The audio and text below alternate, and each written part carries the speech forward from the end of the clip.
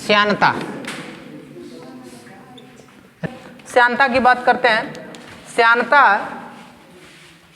किसी द्रव का वह गुण है जो द्रवों के संपर्क तलों के बीच होने वाले सापेक्ष गति का क्या करता है, विरोध करता है।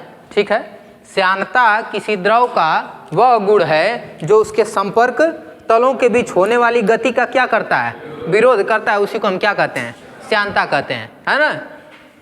समझ में आई बात। ठीक है, मतलब कि फिर वही न्यूटन का नियम यहाँ पर भी लगा सकते हो कि अगर द्रव स्थिर अवस्था में है तो उसको गति में लाओगे तो वह गति में नहीं होना चाहेगा, बल मांगेगा। अगर गति अवस्था में है तो वह जल्दी स्थिर अवस्था में नहीं आना चाहेगा। ठीक है, तो वही श्यानता के कारण ही क्या होता है, स्थिर अवस्था में आता है। अगर वह बाह्य बल के रूप में नहीं कार्य करता तो क्या कभी वह स्थिर अवस्था में आता, नहीं आता। ठीक है, तो द्रवों में उसके संपर्क तलों में होने वाली सापेक्षिक गति का जो विरोध करता है उसी को हम क्या कहते हैं, श्यानता कहते हैं। जिसके बारे में हमने तुमको बताया था कि उसके कई परतों को मान लो कि ये सबसे निचला परत है इसका, तो निचला परत एकदम स्थिर अवस्था में रहेगा क्योंकि वह तली से एकदम चिपका हुआ रहेगा, है ना। तो उसके कई परतों को मान लिया जाए ये परत है इसके ए बी सी और डी, सबसे निचला परत। तो ध्यान देना कि सबसे निचला परत जो होगा वह इस वाले परत के थोड़े से संपर्क में होगा। क्या, तो संपर्क में होगा तो यह एकदम गति में नहीं है ना। तो जब एकदम गति में नहीं है तो यह इसका टांग पकड़ के खींचेगा क्योंकि यह चलना नहीं चाह रहा है। कुछ लोगों की आदत भी यही होती है, अपने नहीं चलना चाहते हैं तो दूसरे को भी सोचते हैं कि ना चले वो, है ना। अपने नहीं चलना चाहते हैं, कहने का मतलब ये कि कुछ लड़के होते हैं जो अपने नहीं पढ़ना चाहते तो दूसरे को भी नहीं पढ़ने देंगे, है ना। वो उनका आदत होता है। ठीक है, क्योंकि चाहते हैं कि वो ना, हम नहीं पढ़ते हैं तो ये भी ना पढ़े और उसका टांग पकड़ के खींचना स्टार्ट करेंगे। लेकिन उसके अंदर हो सके थोड़ी बहुत काबिलियत हो, सोचता हो कितनों टांग पकड़ के खींच रहा है तो तनी हम घसटा के लेते ही चले, है ना। और उसको भी पकड़ के सोचता है कि मतलब ये नहीं चलना चाहता हो भले, लेकिन हम तो चल सकते हैं। वो कितनों टांग पकड़ के खींच रहा है तो ऐसे तेरी झलक सरफी श्रीवल्ली पुष्पा बन के ऐसे घसटाते हुए लेके चलेगा। चल भैया चलते हैं, है ना। समझे कि नहीं, है समझ में आई बात। वो टांग पकड़ के खींच रहा है लेकिन ऐसे करके अपना चल रहा है, तो उसको भी लेके चल रहा है। तो हर एक परत के बीच में दूसरे परत का क्या लगता है, विरोध लगता है। तो इधर ध्यान दीजिए, ये एकदम रुका हुआ है, यह इसको क्या कर रहा है, रोकने का प्रयास कर रहा है, लेकिन यह क्या आगे की तरफ बढ़ रहा है। ठीक है, यह रोकने का उसको प्रयास कर रहा है लेकिन ये वाली परत आगे की तरफ क्या होगी, बढ़ेगी। अब ये थोड़ा स्लो बढ़ रही है, ये थोड़ा तेज बढ़ेगी। अब मान लो कि इसका वेग 5 मीटर प्रति सेकेंड है, इसका वेग 2 मीटर प्रति सेकेंड है। ठीक है, तो बताओ ये दोनों एक दूसरे के संपर्क में हैं तो कैसे भाई। कहने का मतलब कि एक छोटे बच्चों के ले लो, हाथ पकड़ लो, चल लेके चलो थी, तू तो मुँह के बल गिर जाएगा, है कि नहीं। अगर तुम्हारा स्पीड ज़्यादा हो और उस बच्चे का स्पीड कम हो तो अगर उसका हाथ तुम पकड़ लो तो कैसे चलोगे भाई उसको लेके। तो या तो उसके हिसाब से तुमको चलना पड़ेगा या तुम्हारे हिसाब से उसको चलना पड़ेगा। बात समझ में आई कि नहीं। तो यही विरोध हुआ कि नहीं हुआ, विरोध हुआ ना। बस यही बात है कि ये 2 मीटर प्रति सेकंड चल रहा है, वो 5 मीटर प्रति सेकंड चल रहा है। तो ये 2 मीटर वाला इसको पकड़ के खींचना चाहेगा क्योंकि ये कहेगा कि तुम हमारे हिसाब से चलो, अब वो कहेगा तुम हमारे हिसाब से चलो। तो ये 5 मीटर वाला मतलब सी वाला परत इस डी वाले परत को आगे की तरफ धक्का देगा, लेकिन डी वाला परत सी वाले परत को क्या करेगा, पीछे की तरफ खींचेगा।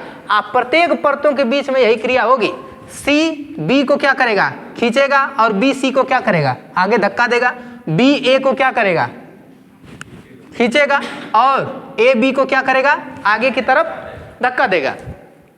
तो इसी तरह से करते करते तुमको ये पता चल रहा होगा कि निचले वाले परत का वेग सबसे कम है और ऊपरे वाले परत का वेग सबसे ज्यादा होगा, है ना।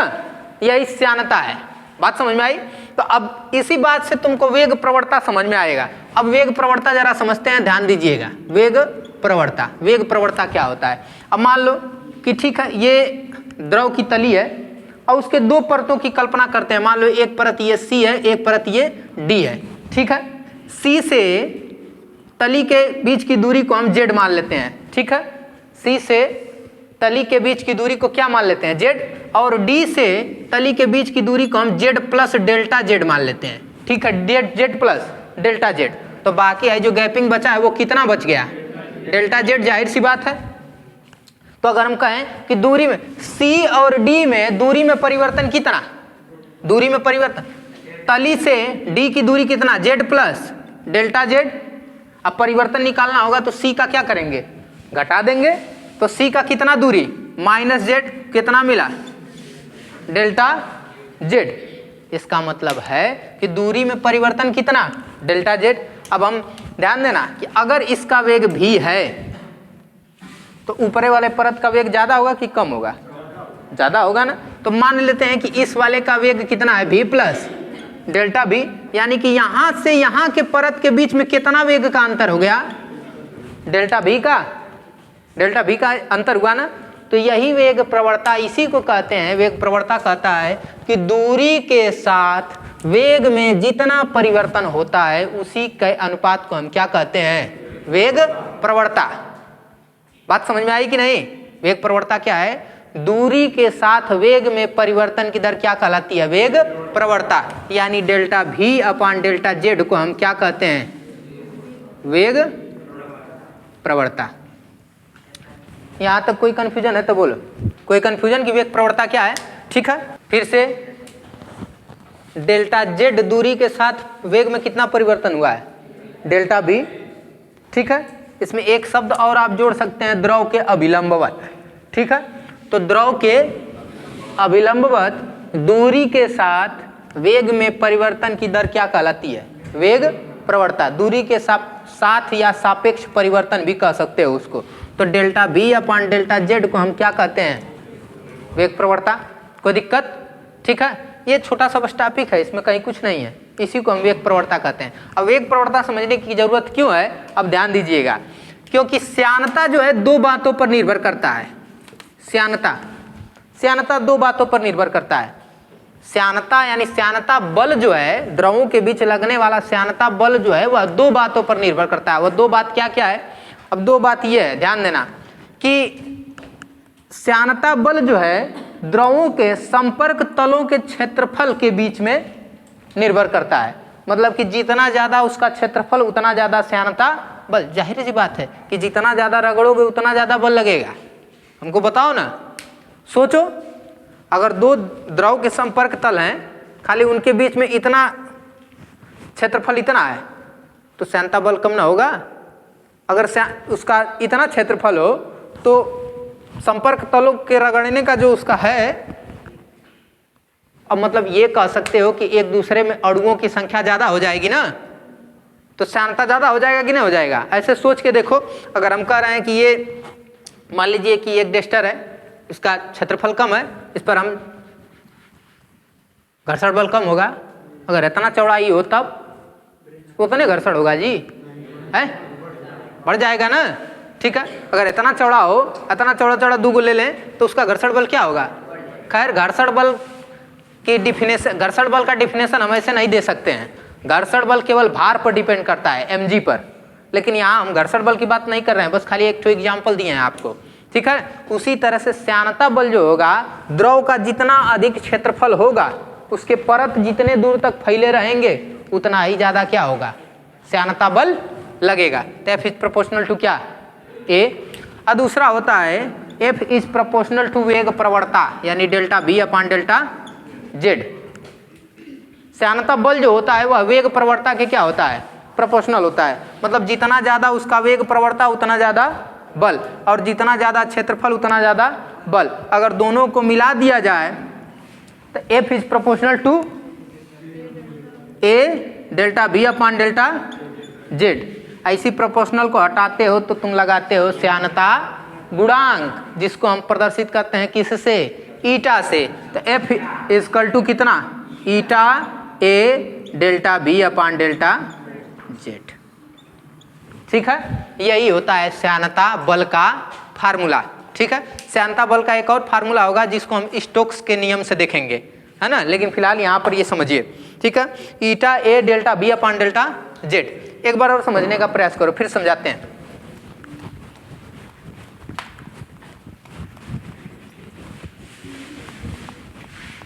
ठीक है, फिर से देखो इधर, चलिए इधर देखिए, वेग प्रवणता। वेग प्रवणता क्या है? दूरी के साथ द्रव की परतों में द्रव के अभिलंबवत होने वाले सापेक्ष परिवर्तन की दर, वेग परिवर्तन की दर क्या कहलाती है? लेकिन किसके साथ? दूरी के साथ, न कि समय के साथ। ध्यान देना, हम किसके साथ परिवर्तन देख रहे हैं? दूरी के साथ। मान लो ये तली है, ये एक परत है, एक ये परत है, यहाँ से यहाँ तक की दूरी जेड है, यहाँ से यहाँ तक की जेड प्लस डेल्टा जेड है। तो सी और डी परत के बीच में कितनी दूरी का अंतर हो गया? डेल्टा जेड का। अगर सी परत का वेग v है और डी परत का वेग कितना है? v प्लस डेल्टा v, तो सी और डी के बीच में कितना वेग परिवर्तन हो गया? Delta v। तो हम क्या कहे हैं कि दूरी के साथ वेग परिवर्तन की दर को हम क्या कहते हैं? वेग प्रवणता, यानी delta v upon delta Z. इसी को हम क्या नाम देते हैं? वेग प्रवणता। ठीक है। अब यहाँ पर तुम देखो, दूरी जितना कम होगा वेग प्रवणता उतनी ही ज्यादा होगी, और वेग जितना ज्यादा होगा वेग प्रवणता उतनी ज्यादा होगी। समझो इधर, इधर इस चीज को समझने का प्रयास करिए। यहां देख रहे हो v है ना, तो वेग जितना ज्यादा अंतर करेगा उसकी वेग प्रवणता उतनी ही ज्यादा होगी, और दूरी जितना कम होगा उसकी वेग प्रवणता उतनी ही ज्यादा होगी। मान लो, सपोज करो दो परत है, दो द्रव है, सपोज करिए, एक ये द्रव है, एक ये द्रव है, दो द्रव है। यहाँ की दूरी 1 सेंटीमीटर है और यहाँ की दूरी 2 सेंटीमीटर है। इसके परतों के बीच में दूरी कितना मान लिए हैं? 2 सेंटीमीटर। इस वाले परत का 2 मीटर प्रति सेकेंड है, इस वाले परत का 4 मीटर प्रति सेकेंड है। इस वाले परत का हम मान ले रहे हैं 1 मीटर प्रति सेकेंड, और इस वाले परत का हम मान ले रहे हैं 2 मीटर प्रति सेकेंड। चलो, 1 मीटर प्रति सेकेंड, 3 मीटर प्रति सेकेंड, ठीक है ना। इस वाले की बात करेंगे तो कितनी दूरी में कितना परिवर्तन हो गया है? 1 सेंटीमीटर में कितना परिवर्तन हो गया है? 2 मीटर प्रति सेकेंड का। लेकिन यहां की बात करेंगे तो 2 सेंटीमीटर में कितना परिवर्तन हुआ है? 2 मीटर प्रति सेकेंड का। तो वेग में परिवर्तन समान है लेकिन दूरी कम, और तो तुमको पता चलेगा कि इसमें हमको बल ज्यादा लगने वाला है, इसमें कम लगेगा। क्यों? देखिए कि delta v upon delta Z होता है, तो इस वाले का तुम निकालोगे तो 2/1 होगा, और इस वाले का निकालोगे तो 2/, वेग प्रवणता यहाँ क्या कितना निकली? वेग प्रवणता यहाँ कितना निकली? श्यानता बल कहता है कि वेग प्रवणता के क्या होता है? अनुक्रमानुपाती होता है, यानी वेग प्रवणता जितना अधिक उसमें लगने वाला श्यानता बल उतना ही अधिक होगा।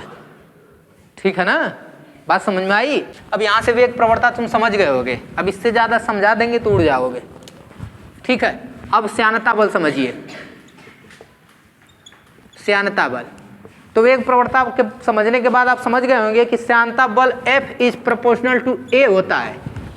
द्रवों के संपर्क तलों के बीच में लगने वाला श्यानता बल, ठीक है, द्रवों के संपर्क तलों के बीच लगने वाला श्यानता बल उस संपर्क तलों के क्षेत्रफल के क्या होता है? अनुक्रमानुपाती होता है। बात समझ में आई? ठीक है, समझे कि नहीं? मान लो, अच्छा चलो मत मानो, F is proportional to A। अगला क्या है? F is proportional to delta V upon delta Z। इन दोनों को मिलाओगे तो F इज प्रोपोर्शनल टू कितना होगा? A into delta V upon delta Z। इसी का जब अनुक्रमानुपाती आप हटाएंगे तो क्या मिलेगा? F बराबर A इंटू, अरे F बराबर ईटा A delta V upon delta Z। इसी को क्या कहते हैं? श्यानता बल का फार्मूला, जहाँ ईटा क्या है? श्यानता गुणांक। ठीक है, क्या यह श्यानता, अभी बताए थे तुमको, श्यानता गुणांक का बीमीय सूत्र ml के पावर -1 t के पावर -1। यहाँ से निकाल सकते हैं हम क्या?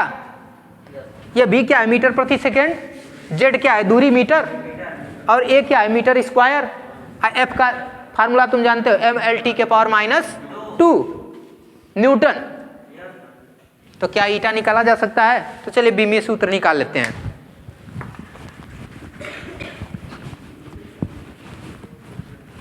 क्या आया है, F बराबर eta A delta B upon delta, तो ईटा बराबर कितना मिलेगा, F बटे A delta B upon delta Z.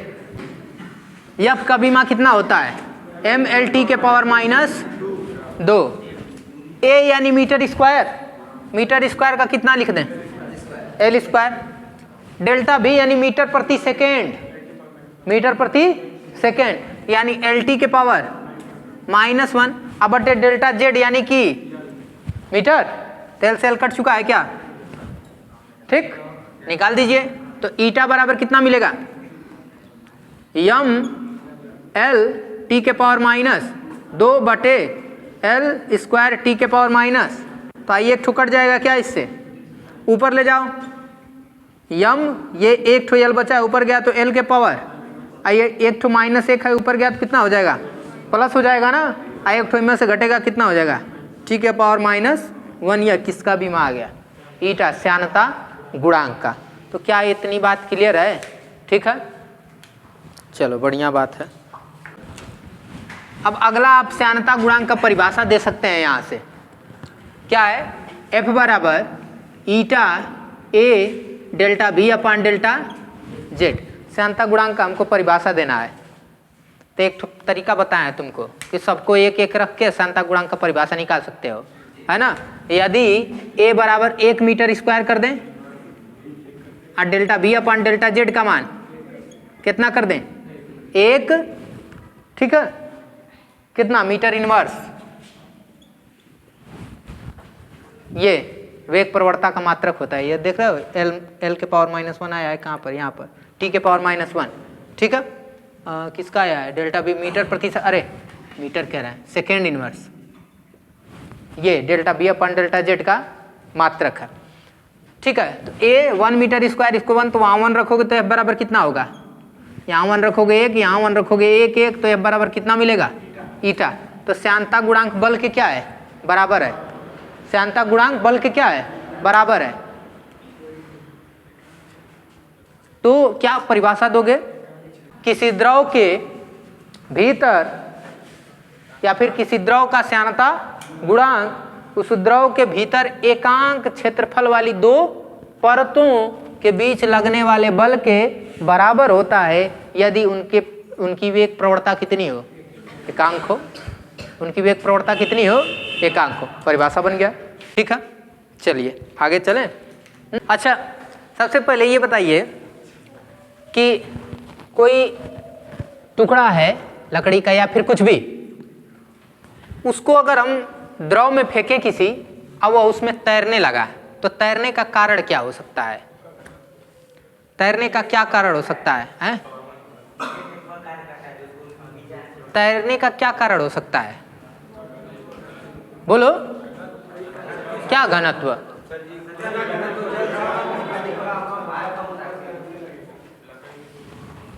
क्या किसका भार कम होगा, लकड़ी का टुकड़ा। तो एक बात समझना कि जल में, कहने का मतलब अगर कोई पिंड तुम फेंकते हो जल में, अच्छा कभी कुएं से पानी खींचे होगे, या फिर कुएं से पानी, क्या मतलब जल में अगर तुम खींचे होगे तो हल्का लगेगा, कोई भी चीज तुम खींचोगे तो, कारण उसका पानी का भी एक अपना बल उस पर कार्य करता है जिसको हम बोलते हैं उत्प्लावक बल। क्लियर हुआ, ठीक है। तो वही उत्प्लावक बल के कारण वह चीजें क्या लगती हैं, हल्की लगती हैं, ठीक है। तो समझो कि मान लो कि अगर कोई पिंड तुम फेंके तो नीचे की तरफ उसको गुरुत्व बल लेके जा रहा है ना, सोचिए उसको नीचे की तरफ क्या लेके जा रहा है, गुरुत्व बल। और अगर पानी, अगर एक टुकड़ा है उसको तुम जल पर फेंके तो उस जल का ऊपर की ओर उस पर क्या लगेगा, उत्प्लावक बल लगेगा, उत्प्लावक बल लगेगा, और वह उत्प्लावक बल ऊपर की ओर जल का लगेगा उस पिंड पर, और जल का गुरुत्व बल किधर की ओर लगेगा, नीचे की ओर। तो अगर जल का, अरे उसमें जल का करें पिंड का, तो पिंड का अगर गुरुत्व बल ज्यादा है तो बताइए वह डूब जाएगा कि नहीं, क्योंकि नीचे वाला बल उसको रोक नहीं पाएगा। लेकिन अगर उत्प्लावक बल ज्यादा है, चाहे बराबर ही है, तो वह तैरेगा, उस पर तैरेगा ना। तो सोचिए यहाँ पर अगर जल है, एक पिंड यहाँ पर फेंका गया, ठीक, तो ये जल इस पर क्या लगाता है? उत्प्लावक बल लगाता है ऊपर की ओर। उत्प्लावक बल ऊपर की ओर कार्य करता है, इसका गुरुत्व बल नीचे की ओर कार्य करेगा। इस पिंड का ध्यान देना, इस पिंड का गुरुत्व बल नीचे की ओर कार्य करेगा। तो हमको ये बताइए कि अगर यह उत्प्लावक बल ज्यादा होगा mg से, तो वो उसको क्या करेगा? ऊपर की ओर ही रखेगा ना, क्या नीचे आने देगा? बोलो भाई, है इतना सदमा में कहाँ हो तब? है सदमा में नहीं हो ना? तो देखिए, अगर ये उत्प्लावक बल ज्यादा होगा mg से, तो यह इसको तैरने मतलब नीचे नहीं आने देगा। लेकिन अगर गुरुत्व बल ज्यादा है इससे, तो वह क्या होगा? नीचे की तरफ आ जाएगा। आइए, उत्प्लावक बल मिलता कहाँ से है? उत्प्लावक बल मिलता कहाँ से है? कैसे उत्प्लावक बल मिलता है? श्यानता बल से ही हमको कौन बल प्राप्त होता है? उत्प्लावक बल प्राप्त होता है। सोचो, अगर कोई पिंड ऐसा, अगर कोई जल ऐसा हो जिसका घनत्व ज्यादा हो, मान लीजिए दो जल हैं, मान लीजिए एक शहद है एक जल है, और दोनों में ये लकड़ी ले लिए, है ना, मान लो, तो अगर इसको दोनों में बारी बारी से फेंके तो किस में जल्दी डूबेगा? क्यों भाई, कैसे बता दिए तुम? ऐसे ही सोच के है? क्योंकि शहद का श्यानता बल क्या होगा? ज्यादा होगा, और शहद के श्यानता बल के अधिक होने के कारण उसका उत्प्लावक बल भी क्या होगा? ज्यादा होगा, क्योंकि घनत्व उसका क्या होगा? ज्यादा होगा। शहद का घनत्व क्या होगा? ज्यादा होगा पानी के घनत्व की अपेक्षा, तो उत्प्लावक बल अधिक लगाएगा, है ना। जबकि पानी का घनत्व कम होगा, वो उत्प्लावक बल कम लगाएगा। बात समझे कि नहीं? तो वो जो उत्प्लावक बल होता है पूरा का पूरा किससे हमको प्राप्त होता है? ठीक है, श्यानता बल से। अब ध्यान दीजिए, ठीक है। अब जल है, इसमें एक पिंड रखा हुआ है, इसमें फेंका गया तो इस पर दो बल कार्य करेंगे mg, ठीक है। अब हमको ध्यान दें, दो बल हैं, गोली का चाहे पिंड का भार, तो ये कितना होगा? mg होगा। द्रव्यमान बराबर होता है आयतन गुणे घनत्व, आयतन गुणे घनत्व। तो ध्यान देना, आयतन गुणे घनत्व की बात करेंगे तो यदि गोली का घनत्व रो है, यदि गोली का घनत्व रो है तो कितना हो जाएगा? आयतन गुणे घनत्व v इंटू रो इंटू जी। अब v क्या है?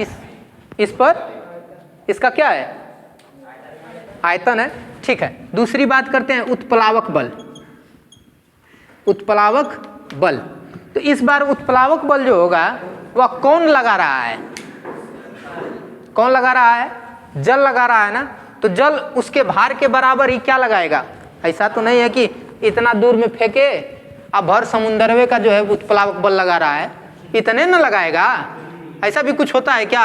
अगर इसको पानी में फेंके तो इतने पर न वह उत्प्लावक बल लगाएगा कि जब फेंके तो उन्हीं उत्प्लावक बल लगेगा, ऐसा तो नहीं होगा। तो इसी के आयतन के बराबर हमारा क्या लगेगा? उत्प्लावक बल लगेगा। यानी यहाँ भी उत्प्लावक बल की बात करेंगे तो ध्यान देना, यहाँ उत्प्लावक बल की बात करेंगे तो v होगा, और यहाँ पर किसका घनत्व होगा? जल का। किसका घनत्व? जल का। कौन उत्प्लावक बल लगा रहा है? जल। और इंटू कितना होगा? जी। बस अंतर कितना हो रहा है? रो और जी का। अब ध्यान से देखते जाना, अगर दोनों का घनत्व सेम हो जाए तो भी तैरेगा उस पर। अब प्रभावी बल की बात करते हैं, प्रभावी बल, प्रभावी बल की बात करते हैं तो v रो जी माइनस v सिग्मा जी। अब क्या बताओ, v कॉमन हो जाएगा क्या? रो माइनस सिग्मा जी भी कॉमन होगा क्या? चलो उधरियाँ कॉमन ले लेते हैं, इधरियों कॉमन ले सकते हो, है ना, देखने में अच्छा लग रहा है तो उधरियाँ कॉमन ले लिए हैं, ठीक है। तो v रो माइनस सिग्मा बराबर इंटू जी। अब यहाँ से ध्यान दीजिएगा, ठीक है, प्रभावी बल की बात कर रहे हैं। तो अगर रो का मान अधिक हो, सिग्मा का मान कम हो, तो यह वैल्यू धनात्मक आएगी। इसका मतलब ऊपर वाला बल अधिक है, नीचे वाला कम है, तो डूब जाएगा कि नहीं? डूब जाएगा। अगर दोनों का सेम हो तो 0 आएगा। प्रभावी बल बिल्कुल 0, ना ऊपर ना नीचे, वही जो अटका हुआ है, तैरेगा। ठीक है, तैरेगा, तैरेगा, भले वो आधा डूब के तैरे लेकिन तैरेगा। अगर इसकी वैल्यू ऋणात्मक आ जाए तब मतलब कि इसका कम वैल्यू है इसका, तो तनिको नहीं डूबने देगा। मतलब जो है तनी थोड़ी बहुत डूब भी जाती है, वो भी क्या होगा, नहीं डूबेगा, एकदम उसके परते पर क्या होगा, तैरेगा। सोचो ना इस बारे में, है? क्योंकि वैल्यू क्या हो रही है, क्योंकि पानी का घनत्व क्या है, पानी का घनत्व ज्यादा है और ये लकड़ी का घनत्व क्या है, कम है, तो एकदम ऊपर है, तैरेगा, क्योंकि उसमें डूबने का कोई सवाल ही नहीं है। बात समझ में आई? तो यही होता है प्रभावी बल। यहां तक तुम समझ गए ना। अगला टॉपिक है सीमांत वेग। इसी चीज को तुमको समझना है। अगर ये सीमांत वेग तुम समझ गए तो समझ लो स्टोक्स का नियम समझ में आ जाएगा। अब ध्यान से समझिएगा सीमांत वेग क्या है। अगर कोई पिंड है उसको तुम पानी में फेंके तो उस पर 2 बल कार्य करते हैं। एक बल कौन सा है, गोली का भार जो कि v rho g आया है। एक बल है उत्प्लावक बल जो कि v सिग्मा g आया है। ठीक है, उसको तुम फेंके। अब ध्यान देना, मान लेते हैं कि सिग्मा का मान ज्यादा है और रो का मान क्या है, कम है, तो वह नीचे की तरफ जाएगा, नीचे की तरफ जाएगा। अब ध्यान देना, प्रभावी बल v rho g minus v sigma g, तो v कॉमन लिए rho minus sigma into g is greater than plus value, greater than 0 कर दो, चलो, है ना। तो जब ग्रेटर देन 0 होगा इसका मतलब वह नीचे की तरफ क्या होगा, जाएगा। तो हमको ये बताइए, कोई चीज नीचे की तरफ जाएगा तो वह क्यों जाएगा, गुरुत्वाकर्षण के कारण ना। क्यों जाएगा नीचे की तरफ, किसके कारण, गुरुत्वाकर्षण के कारण। गुरुत्वाकर्षण के कारण नीचे जाने का मतलब है उस पर कोई ना कोई बल कार्य कर रहा है, तब ना वह नीचे जा रहा है। अगर बल कार्य कर रहा है तो उसमें त्वरण होगा, त्वरण होगा ना, क्योंकि बल कार्य करने का मतलब ही है कि उसमें क्या है, त्वरण। अब ध्यान देना, मान लो कि यहां तक पानी था, यहां पर तुम फेंके, जैसे ही पानी में टच किया तो पानी में टच होने के बाद इसका घनत्व तो ज्यादा है, पानी का घनत्व तो कम है, तो यह नीचे की तरफ क्या होने लगेगा, जाने लगेगा। तो नीचे की तरफ जानेगा तो पानी में अंदर जाने के बाद भी इसमें क्या होगा, त्वरण होगा कि नहीं होगा, त्वरण होगा इसमें ना। लेकिन जैसे ही अंदर की तरफ जाएगा तो श्यान बल जो है पानी का इसको क्या करना शुरू करेगा, रोकने का प्रयास करेगा। अब ध्यान से सुना, जैसे ही अंदर की तरफ जाएगा तो इसकी गति के कारण, इस पिंड की गति के कारण उस पानी की गति में क्या होगा, हलचल होगा। तो उसके परतों के बीच में क्या लगने लगेगा, श्यान बल, क्योंकि वह पानी एकदम स्थिर अवस्था में था, इसको तुम छोड़े, जैसे ही वह पानी में गया तो पानी में हलचल हुआ, तो उस हलचल के कारण उसके परतों के बीच में श्यान बल उत्पन्न होगा।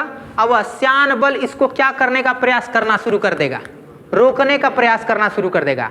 और एक समय ऐसा आएगा, पानी में भीतर जाते जाते एक समय ऐसा आएगा, है ना, कि उसका दोनों तरफ का वेग एकदम खत्म हो जाएगा, मतलब कि वहां पर से एक समान वेग से वह जाने लगेगा। जैसे यहां से तुम फेंके, अब यहां से तुम फेंक रहे हो तो यह पिंड जो है कितने मीटर प्रति सेकंड के वेग से जा रहा है, 9.8।